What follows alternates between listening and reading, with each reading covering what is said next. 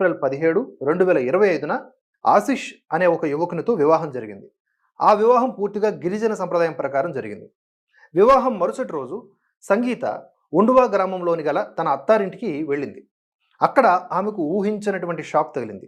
అదేమిటంటే అత్తగారు సంగీతను పూజ గదిలోకి తీసుకువెళ్ళగా అక్కడ ఆమెకు హిందువులు పూజించేటటువంటి దేవీ దేవతల చిత్రాలకు బదులుగా ఒక శిలువ ఉండటం షాక్కి గురి చేసింది. పెళ్లికి ముందు అత్తింటి వారు తాము క్రైస్తవ్యాన్ని ఆచరిస్తున్నట్లుగా ప్రకటించలేదు. ఈమె కుటుంబానికి కూడా తెలియపరచలేదు. తన భర్త కుటుంబం క్రైస్తవ్యాన్ని ఆచరిస్తున్న విషయం తెలిసి షాక్కి గురై ఆమె తేరుకొని వివాహం మోసపూరితంగా ఒక క్రైస్తవునితో జరిగింది కనుక అలా జరిగినా తన సనాతన ధర్మాన్ని వదిలే ప్రసక్తే లేదని అత్తవారింట్లో చెప్పి సంగీత 12 కిలోమీటర్ల దూరంలోని తన సొంత ఊరు బిచోలీలో గల తన పుట్టింటికి కాలినడకన వెళ్ళిపోయింది.